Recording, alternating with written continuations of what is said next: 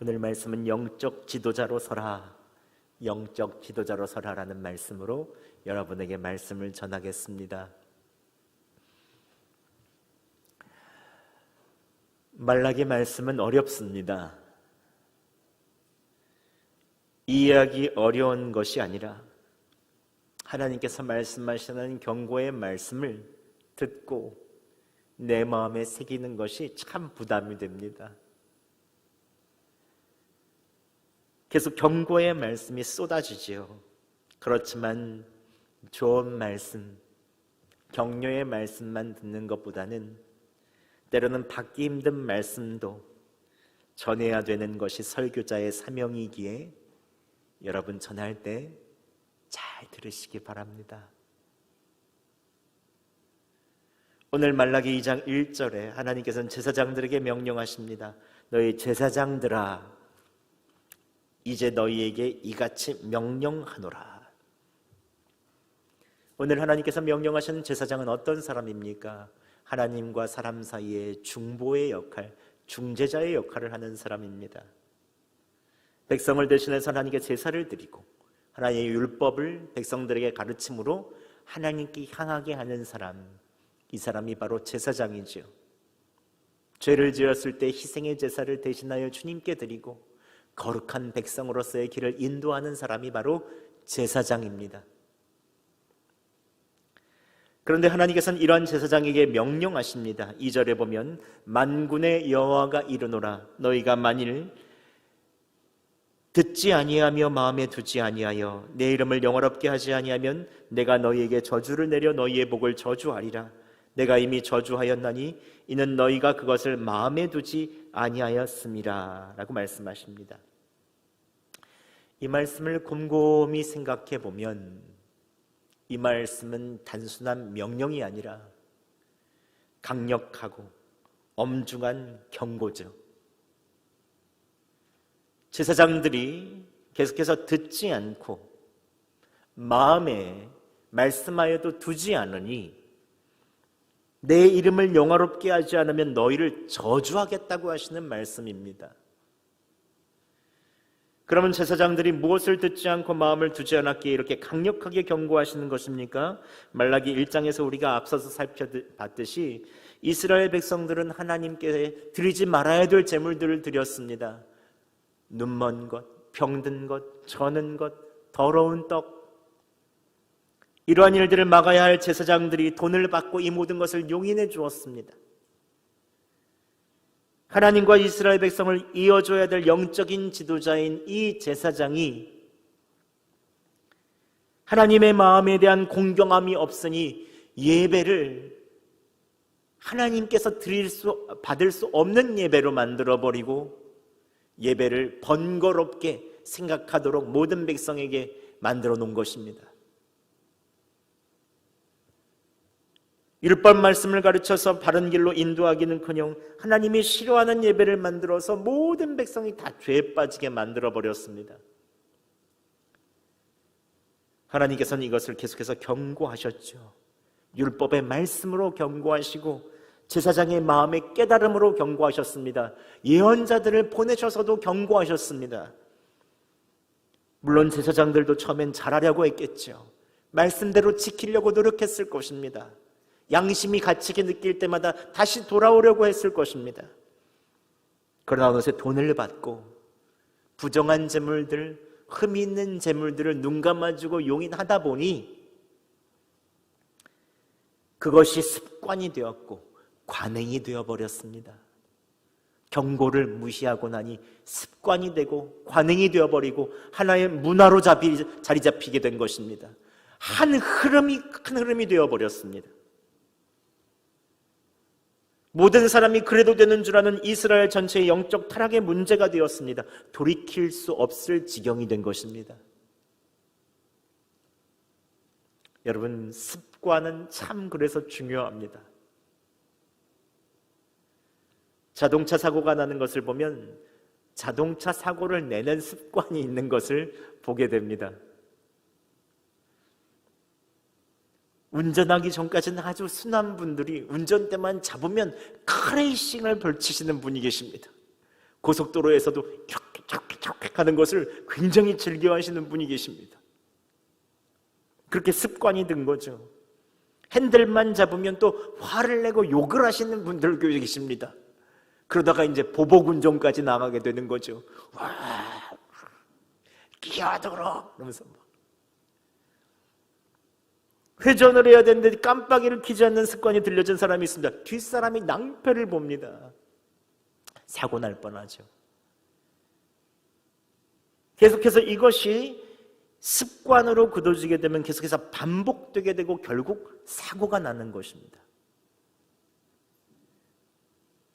우리는 빨리 사고가 나기 전에 경고를 받아들여야 되죠. 듣기 싫은 옆좌석에 있어서에 있는 사람들의 있는 잔소리도 우리는 들어야 하고,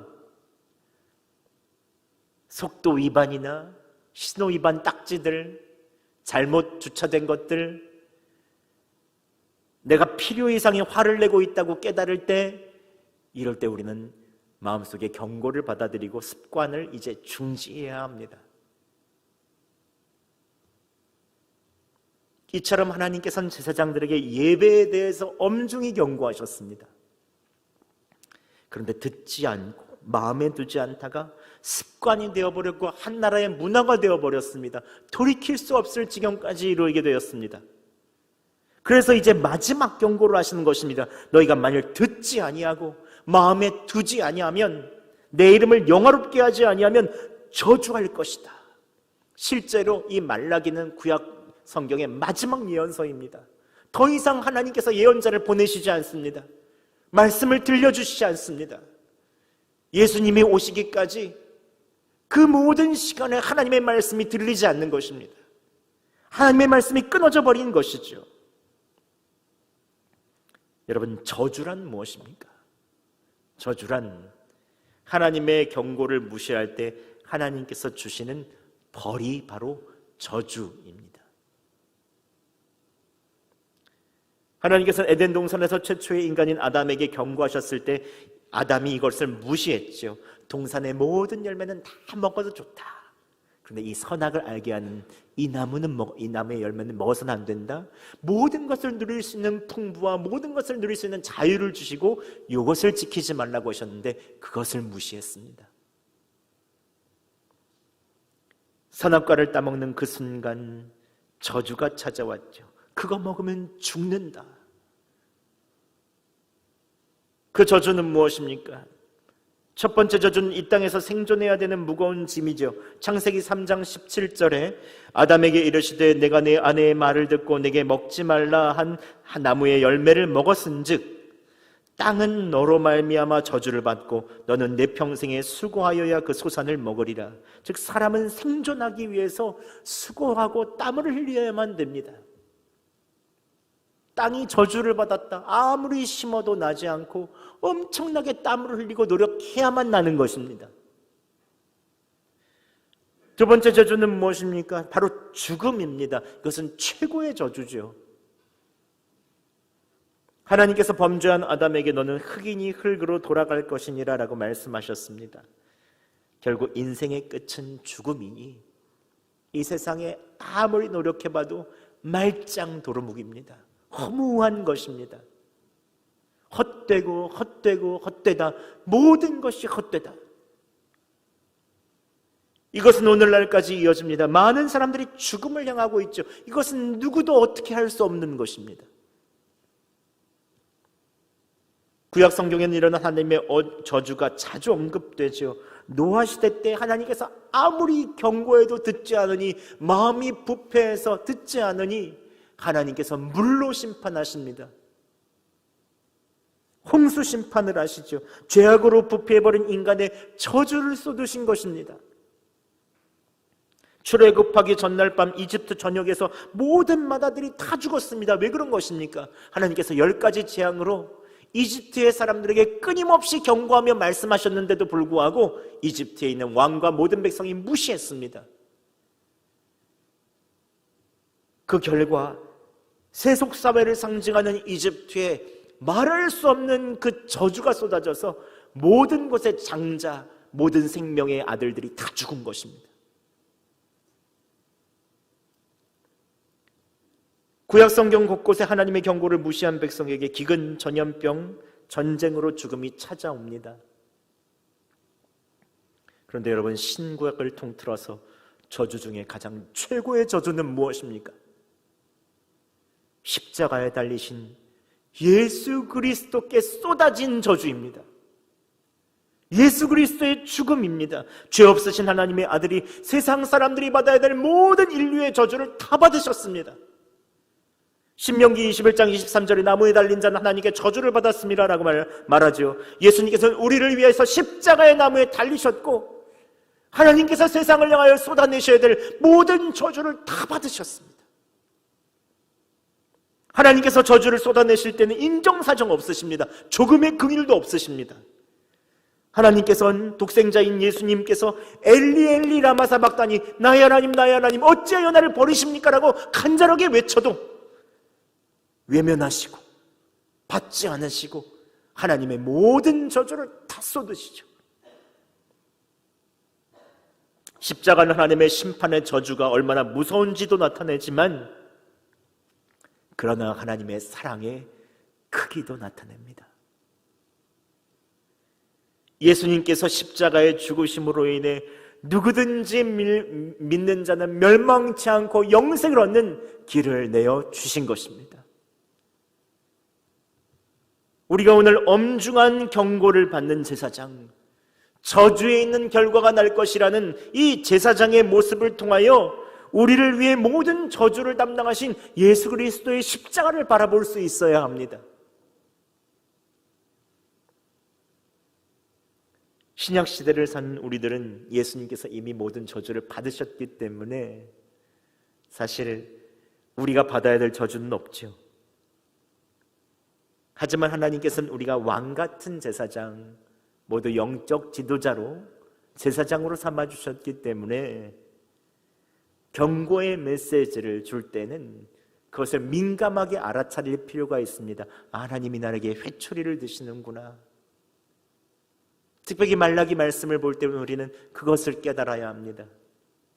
함께 3절 말씀 저희가 봉독하겠습니다. 시작. 보라, 내가 너희의 자손을 꾸짖을 것이요 똥 곧 너희 절기의 희생의 똥을 너희 얼굴에 바를 것이라. 너희가 그것과 함께 제하여 버림을 당하리라. 하나님께서 제사장을 향해 너희의 자손을 꾸짖을 것이라고 말씀하십니다. 이것은 단순히 혼낸다는 말씀이 아닙니다. 이 당시의 관용어로 꾸짖는다라는 말은 제사장 가문의 자손을 끊겠다는 말씀입니다. 씨를 말리겠다는 말씀이죠. 제사장 가문의 씨가 마르면 이제 누가 예배를 드리겠습니까? 예배를 드릴 사람, 중재자가 없는 것입니다. 하나님께서 백성의 예배를 이제 안 받으시겠다는 거죠.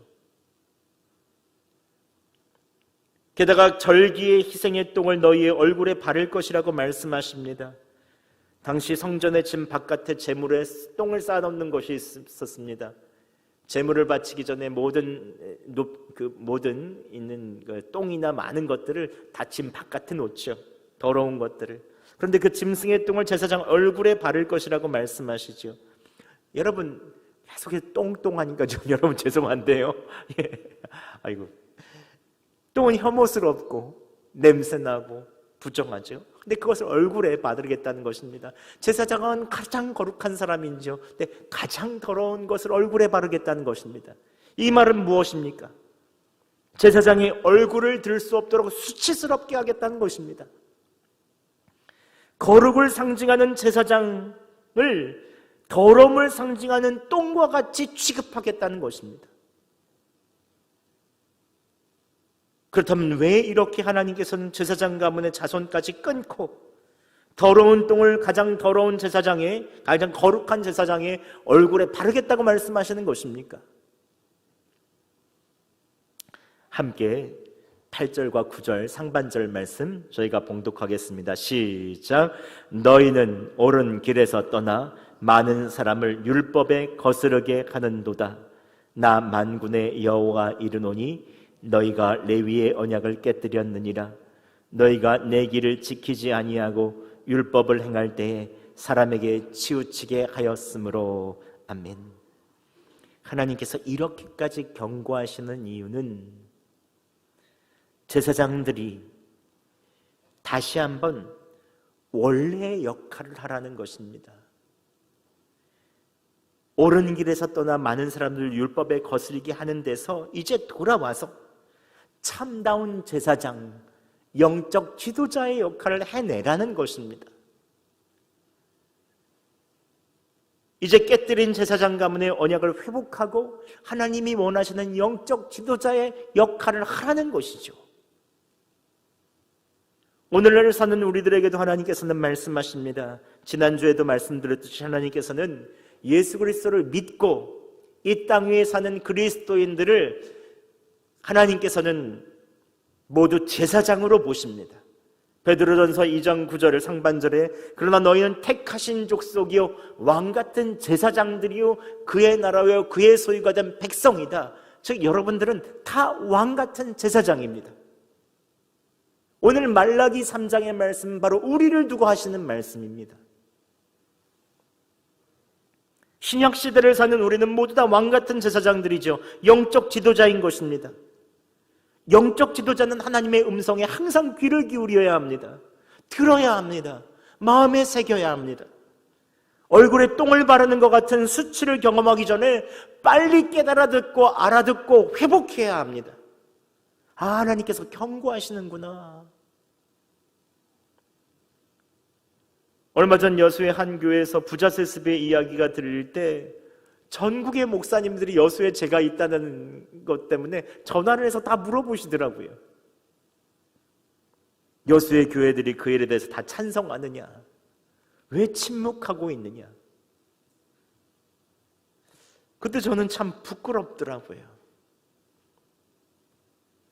여수가 손양원 목사님 계시는 거룩한 사랑의 성지로 모든 사람들이 성지 순례처럼 방문하는 곳인데 공중파 모든 곳에 교회가 예수님의 것이 아니라 목회자의 사유화가 되는 것이 다 전 국민에게 알려진 것이죠.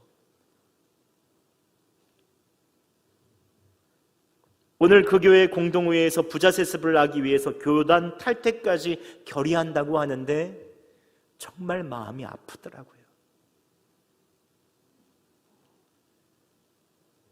분명히 하나님께서는 그 교회에 많이 말씀하셨을 것입니다.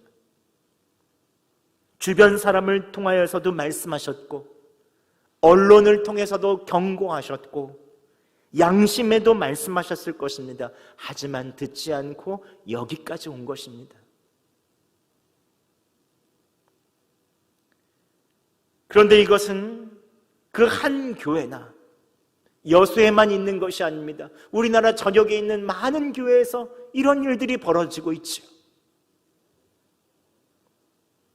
또한 이것은 영적 지도자인 우리의 삶에서도 일어날 수 있는 일입니다. 제사장인 하나님의 음성을 듣지 않고 마음에 두지 않고 다른 길로 자꾸 가려고 하고 다른 사람들을 잘못된 길로 인도하면 그 어느 순간에 우리도 얼굴에 똥칠을 하는 것 같은 수치스러운 일을 당하게 되는 것입니다. 여러분, 경고가 주어질 때 빨리 돌이켜야 합니다. 영적 지도자로서 왕같은 제사장으로서 거룩한 백성으로 온전히 서시기 바랍니다. 그렇다면 어떻게 하면 우리가 왕같은 제사장, 영적 지도자로서 온전히 설 수 있겠습니까? 우리가 오늘 영적 지도자로 서기 위해서 본문을 통해서 함께 살펴보겠는데요. 첫 번째는 말과 행위가 일치하도록 힘쓰시기 바랍니다. 그런데 여러분, 언행일치라는 것이 얼마나 어려운 것입니까? 특별히 하나님의 말씀 그대로 산다는 것은 참 어려운 것입니다. 사실 말한 대로, 가르친 대로, 말씀대로 100% 순종하며 사는 영적 지도자는 이 세상엔 없습니다. 한 분이 계시다면 그분은 예수님이시죠. 그러나 우리는 영적 지도자로서 모두 다 100% 일치할 수는 없어도 일치하도록 힘써야 합니다. 거짓된 지도자는 자신은 지키지 않으면서 다른 사람에게만 지키라고 하죠. 그러나 진실한 지도자는 주님을 바라보며 말과 행위가 일치할 수 있도록 힘을 씁니다. 몸부림을 칩니다. 나에 있는 부족함과 연약함을 깨닫고 항상 주님께 다시 한번 나아가죠. 성경에서 가장 진실한 지도자 한 명을 찾으라고 하면 아마 다윗일 것입니다. 다윗은 하나님의 마음에 합한 사람이라는 평가를 받죠. 그런데 이 시편을 보면 가장 많이 나오는 단어 중에 하나가 있는데 그것은 바로 경외라는 단어입니다. 경외. 시편 2편 11절에 여호와를 경외함으로 섬기고 떨며 즐거워할지어다. 시편 25편 12절에 여호와를 경외하는 자 누구냐? 그가 택할 길을 그에게 가르치시리로다.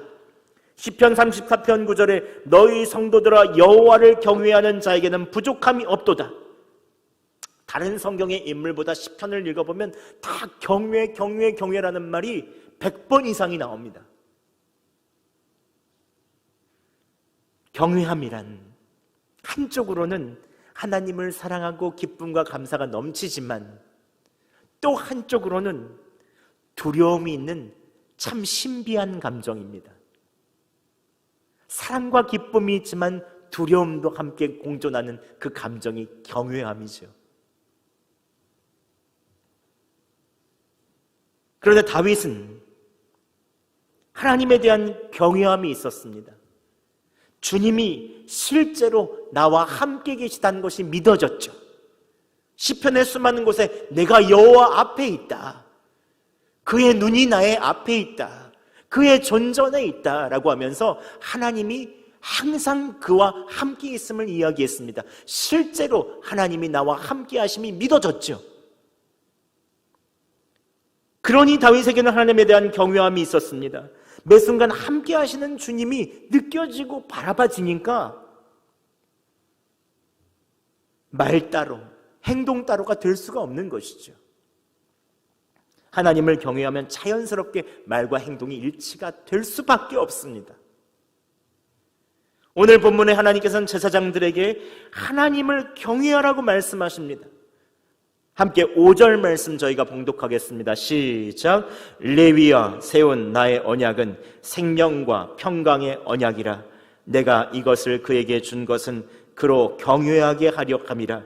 그가 나를 경외하고 내 이름을 두려워하였으며. 하나님께서는 레위 지파에게 생명과 평강을 약속하셨는데 그러한 언약을 주신 이유는 여호와 하나님을 경외하게 하기 위해서 했다는 것입니다. 영적 지도자에게 하나님을 경외하는 것은 정말로 중요합니다. 단순히 내가 하나님이 계시다는 존재를 믿는 것으로는 안 됩니다. 내가 주님을 사랑한다는 고백만으로는 안 됩니다. 하나님을 믿는다고 하면서 말 함부로 하고 행동 함부로 하는 사람이 많습니다. 하나님을 사랑한다고 이야기하면서도 은밀하게 죄를 짓는 사람들이 있습니다. 왜냐하면 하나님을 경외하지 않기 때문에 그렇습니다. 저는 요즘에 저한테 자주 전화가 오는데 보험을 해라, 융자를 받아라라는 전화가 자주 옵니다. 제가 그렇게 건강하지 않게 보였는지 돈이 없이 보였는지 그런 전화들이 많이 옵니다. 하루는 제가 정중히 받다가 어느 날은 됐다고 하는데도 한 분, 똑같은 분에게 똑같은 보험 안내 전화가 3번이 똑같이 오더라고요. 이상하게 바쁠 때마다 전화를 하는데 제가 그때 화가 나서 안 합니다, 안 한다니까요 하고 전화를 쭉 끊어버렸습니다. 그런데 제가 전화를 끊고 나서 참 마음이 불편한 거예요. 왜 불편한가 곰곰이 생각해 봤더니 주님이 마음속에 이런 깨달음을 주셨어요. 혹시 그분이 우리 교회 성도라면, 또 그분이 우리 교회 요람을 보고 담임 목사인 줄 알고 제게 전화를 했다면, 그런데 무엇보다도 하나님이 나와 함께 계시는 것을 의식하니 함부로 말한 게 너무 불편하더라고요. 내가 그때 하나님을 의식하지 못하고 있었구나. 하나님을 경외하지 못하고 있었구나. 저는 매 순간 하나님을 경외할 때와 하나님을 경외하지 않을 때의 말이 완전히 달라진다는 것을 많이 깨닫게 됩니다. 저희 자녀들에게, 제 아내에게, 주변의 사람들에게.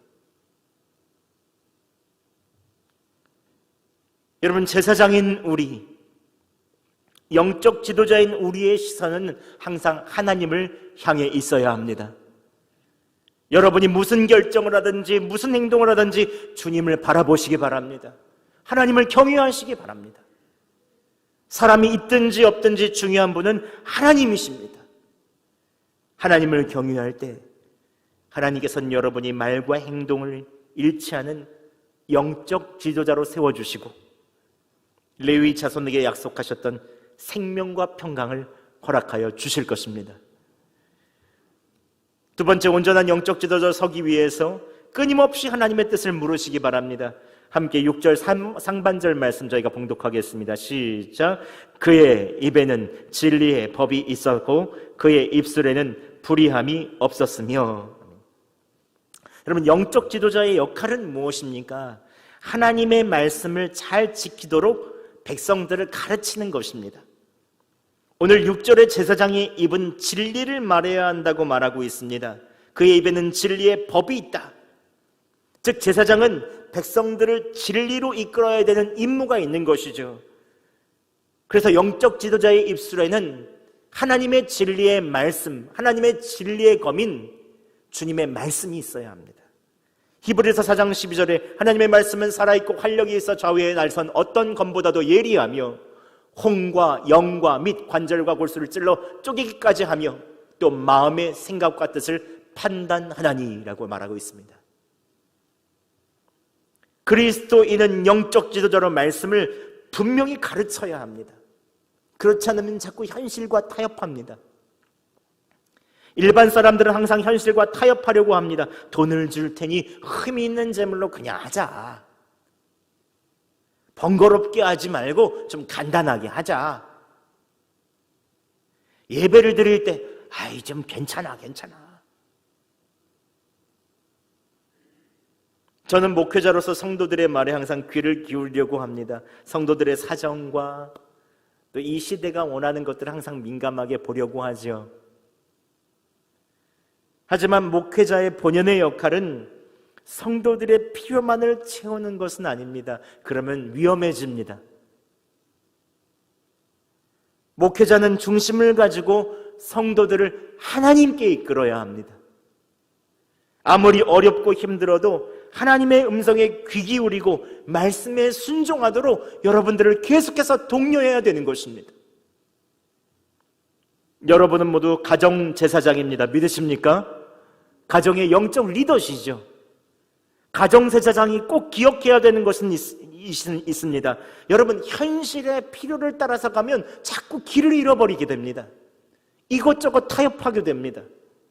우리의 필요는 늘 변하게 되어 있죠.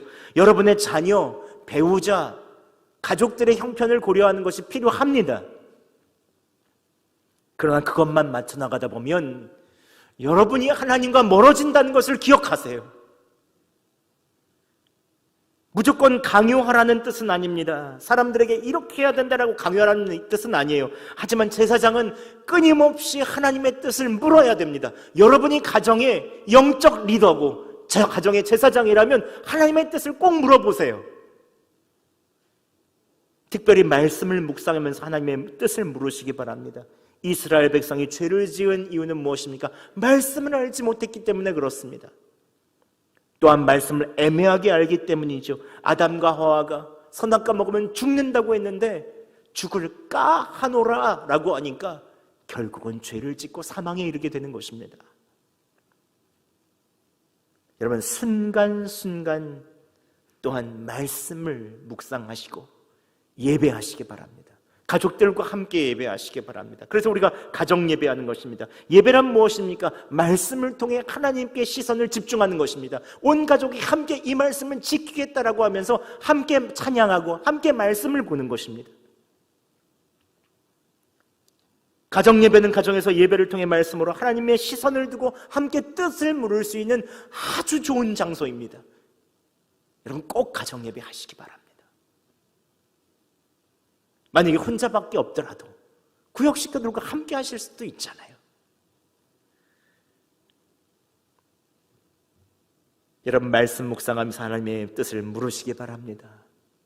가족끼리 예배하시면서 하나님께 시선을 집중하고 여러분의 입술에 말씀을 두시기 바랍니다. 그때 하나님의 뜻을 깨닫는 영적 지도자로 여러분을 삼아 주실 것입니다. 마지막으로 온전한 영적 지도자로 서기 위해서는 사람들을 바른 길로 인도하세요. 함께 6절 하반절 말씀 저희가 봉독하겠습니다. 시작. 그가 화평함과 정직함으로 나와 동행하며 많은 사람을 돌이켜 죄악에서 떠나게 하였느니라. 아멘. 영적 지도자의 역할은 많은 사람을 돌이켜 죄악에서 떠나게 하는 것입니다. 돌아와라, 바른 길로 가라, 죄악을 명확하게 지적해주며 그곳에서 떠나올 수 있도록 해야 되는 것입니다. 이게 제사장의 역할입니다. 영적 지도자의 역할입니다.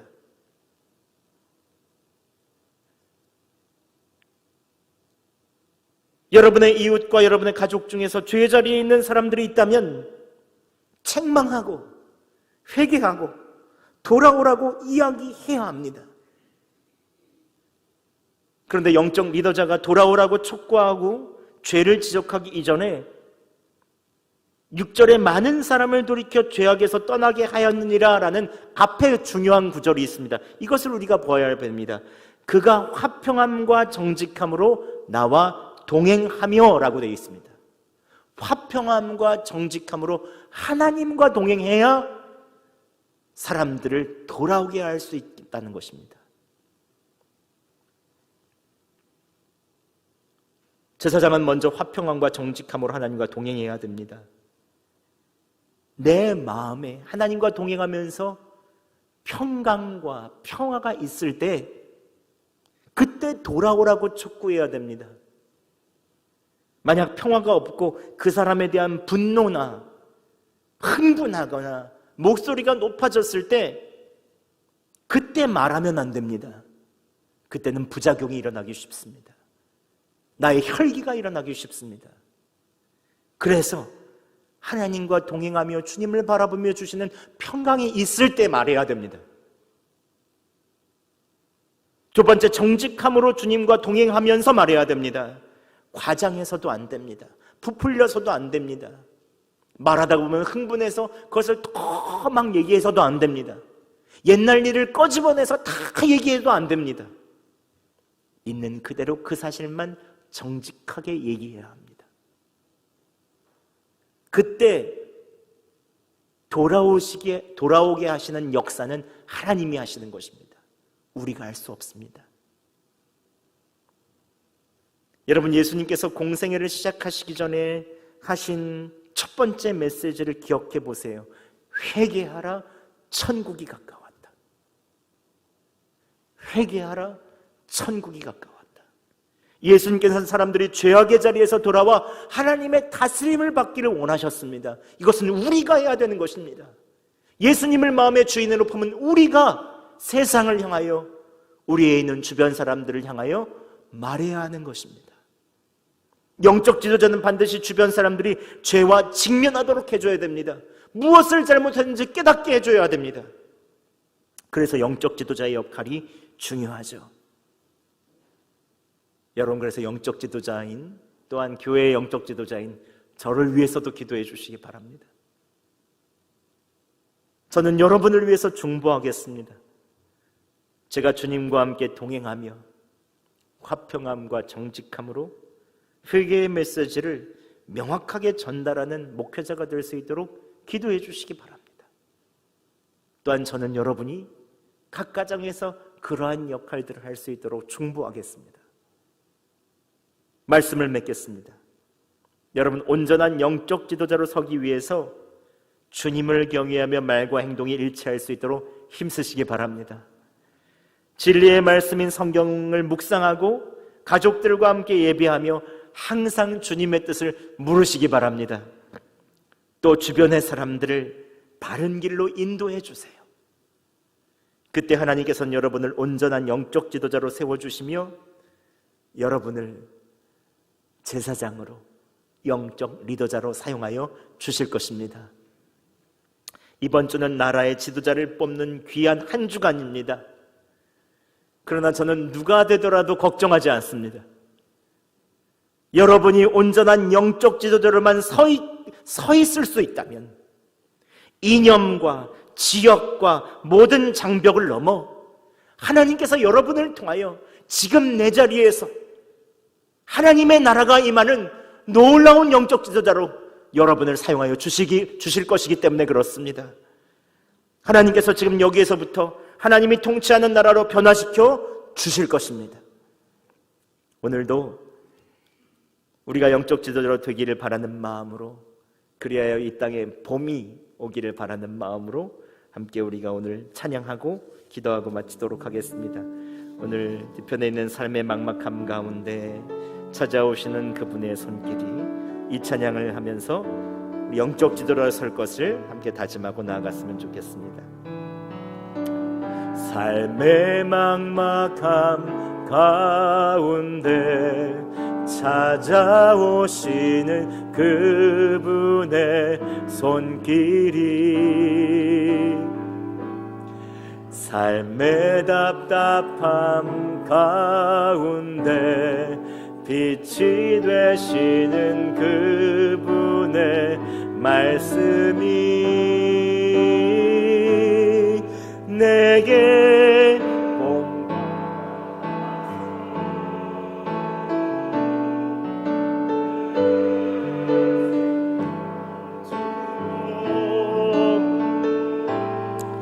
내게 신선한 바람 불어 새로운 소망을 갖게 하네. 내게 봄과 같아서 내게 봄과 같아서 내게 생명을 주고 내게 신선한 바람 불어 새로운 소망을 갖게 하네. 새로운 삶을 꿈꾸게 하네. 새로운 삶을 꿈꾸게 하네. 이 시간 함께 우리가 기도하겠습니다. 큰 목소리는 아니어도 여러분 각 가정에서 지금 있는 이 예배의 자리에서 말라기를 통하여 주시는 경고의 메시지를 듣고 다시 주님의 앞에 서기를 바랍니다. 주님, 우리가 온전한 지도자로 서기를 원합니다. 주님을 경외하며 말과 행동이 일치하는 지도자, 진리의 말씀인 성경을 사랑하는 지도자, 죄와 연약함으로 신음하는 주변의 사람들을 바른 길로 인도할 수 있는 용기가 있는 지도자가 되게 하여 주시옵소서. 이 시간 우리가 오늘 말씀을 생각하며 함께 우리의 일주일을 축복하며 함께 온전한 지도자 서기를 원하며 기도하시겠습니다. 기도하겠습니다. 사랑의 하나님 아버지, 오늘도 이 말라기를 통해서 주시는 이 말씀을 통하여 다시 주님 앞에 섭니다. 아버지, 주님을 경외하기를 원합니다. 아버지, 때때로 주님을 경외하지 않아 우리의 말과 행동이 다를 때도 많이 있었고 아버지, 주님 보시기에 더욱더 좋지 않을 때도 있었음을 저희가 발견하게 됩니다. 하지만 이 시간 다시 한번 온전한 영적 지도자로서 주님을 경외하기를 원합니다. 아버지, 주님께서 임재하여 주시고 우리에 있는 지금 가정과 삶의 터전에 충만히 임재하여 주셔서 주님의 말씀인 이 성경을 붙잡고 가정에 있는 모든 예배를 드리며 죄와 연약함으로 신음하고 있는 모든 사람들을 바른 길로 인도할 수 있는 용기를 허락하여 주시기 원합니다. 하나님, 하나님께서 큰 역사하여 주시고 우리의 마음 가운데 새로운 힘과 새로운 능력을 주셔서 다시 한번 더욱더 우리에 있는 모든 삶의 자리에 봄의 바람이 불며 아버지, 온전히 주님을 바라보는 소망이 일어나게 도와주시옵소서. 주님, 살아계신 하나님 아버지, 이 시간 말라기를 통해서 주시는 경고의 메시지를 듣고 다시 주님 앞에 섭니다. 주님을 경외하게 하여 주시옵소서. 우리의 말과 행동이 일치할 수 있도록 세워 주시옵소서. 진리의 말씀인 성경을 사랑하며 주님의 뜻을 깨닫게 하여 주시고 죄와 연약함으로 신음하고 있는 모든 사람들을 바른 길로 인도할 수 있는 용기를 허락하여 주시옵소서. 오늘도 이 예배로 여호와께 감사하며 예물 드립니다. 감사와 11조 주정함군과 꽃꽂이 각종 예물로 드리오니 하늘 창고에 넣어주시고 주님 나라 귀한 일에 사용하여 주시옵소서. 이번 한 주간도 온전한 영적 지도자로 살게 하여 주시옵소서. 이제는 우리 주 예수 그리스도의 은혜와 하나님 아버지의 무한하신 사랑과 성령 하나님의 내주 교통하심이 이제 온전한 제사장이신 예수님 따라 온전한 영적 지도자로 서기를 작정하는 여수성동교회 성도들 머리 위에, 우리의 가정과 일터 위에, 코로나로 고난을 겪는 한국교회와 이 나라와 민족 위에, 모든 교회와 선교사님들 위에 이제로부터 영원토록 함께 하시기를 간절히 축원하옵나이다. 아멘.